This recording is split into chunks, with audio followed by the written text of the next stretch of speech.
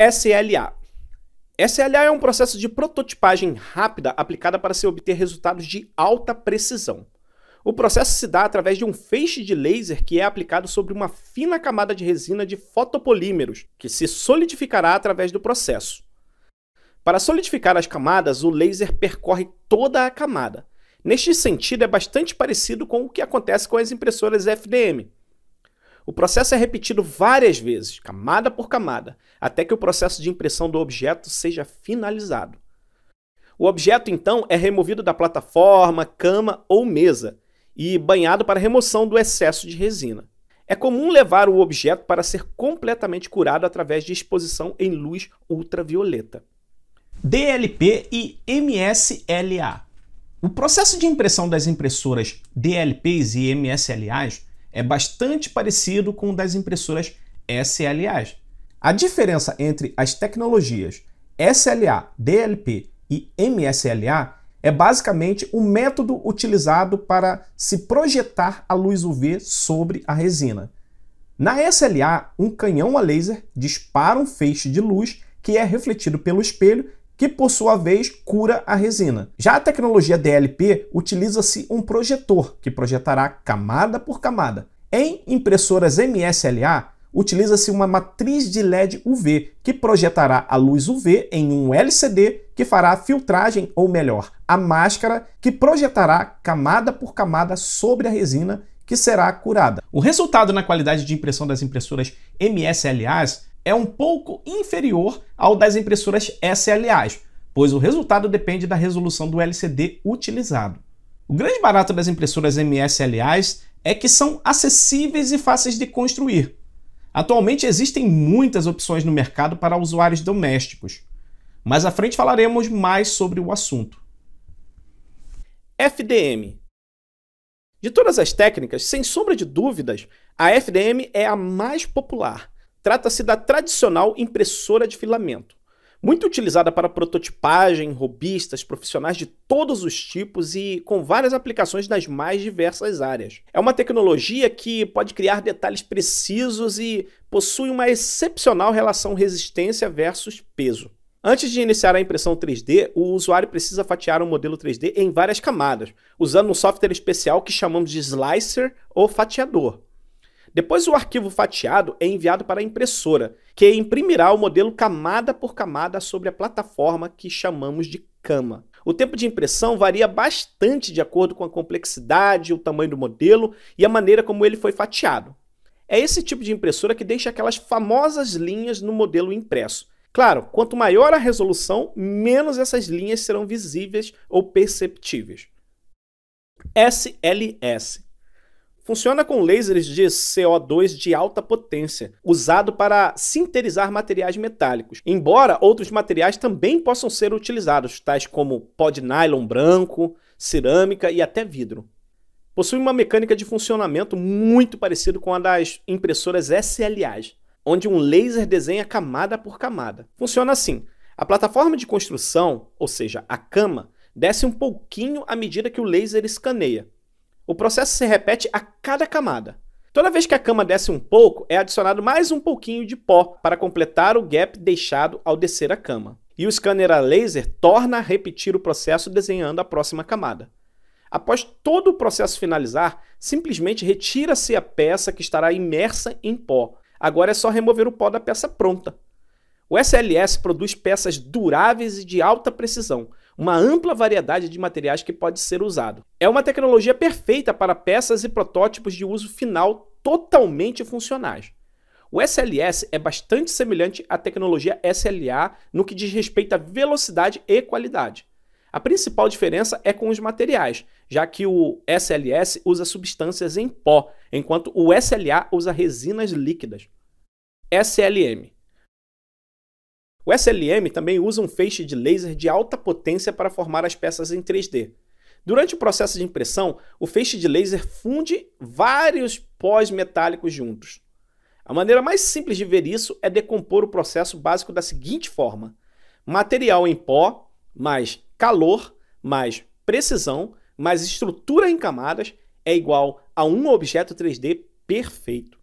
À medida que o feixe de laser atinge uma camada fina do material, ele une ou solda as partículas de forma seletiva. Após um ciclo de impressão completo, a impressora adiciona uma nova camada de material alimentado ao anterior. O objeto então diminui pela quantidade precisa da espessura de uma única camada. Quando o processo de impressão estiver concluído, alguém removerá manualmente o pó não utilizado do objeto.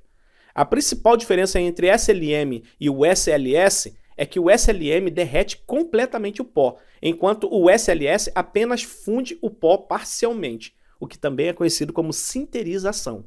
Em geral, os produtos finais SLM tendem a ser mais fortes, pois têm menos ou nenhum vazio. A impressão SLM é apropriada para peças 3D que possuem estruturas complexas, geometrias e paredes finas. A indústria aeroespacial usa a impressão 3D SLM em alguns de seus projetos pioneiros.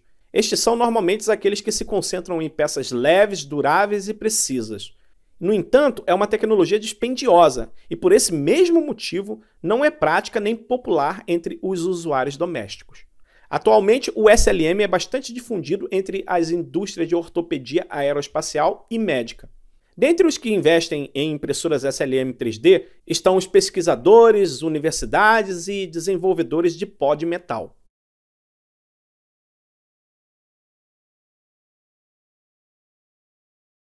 EBM.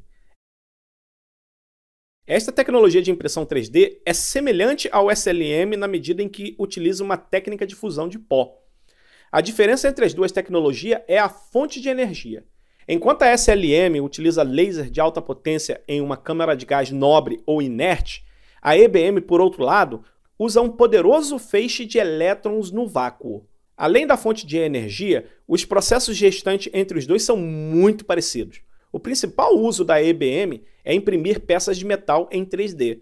Suas principais características são a capacidade de obter geometrias complexas com liberdade de design. A EBM também produz peças incrivelmente fortes e densas em sua composição. LOM. O LOM é um sistema de prototipagem rápida que funciona através da fusão ou laminação de camadas de plástico ou papel usando calor e pressão. Uma lâmina ou laser controlado por computador corta o objeto na forma desejada. Quando cada camada impressa é concluída, a plataforma desce por cerca de 1/16 de polegada, pronta para a próxima camada. A impressora puxa uma nova folha de material pelo substrato, onde é colocada por um rolo aquecido. Esse processo básico continua repetidamente até que a peça 3D seja concluída. A tecnologia LOM pode não ser o método mais popular de impressão 3D hoje em dia, mas ainda é uma das mais rápidas.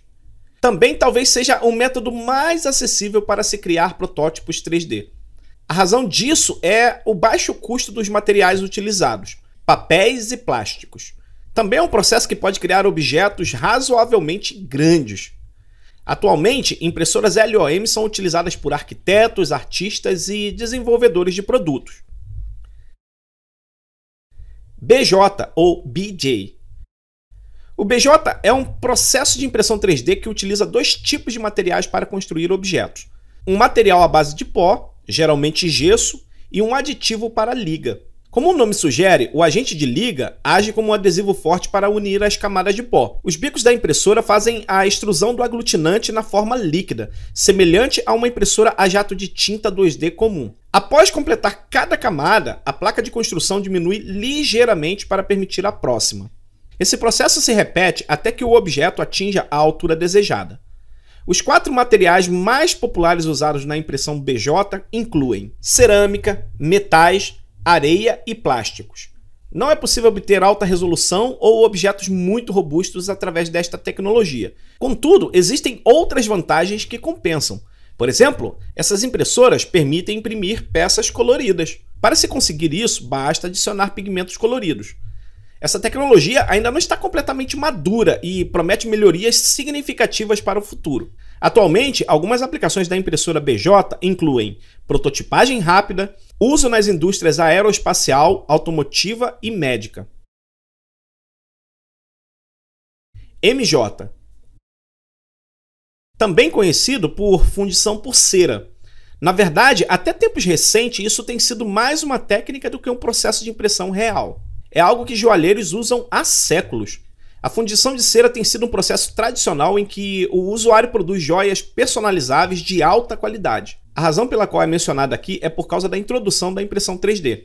Graças à tecnologia, a fundição de cera agora é um processo automatizado. Atualmente, as impressoras MJ produzem peças de alta resolução, principalmente para as indústrias odontológica e joalheira.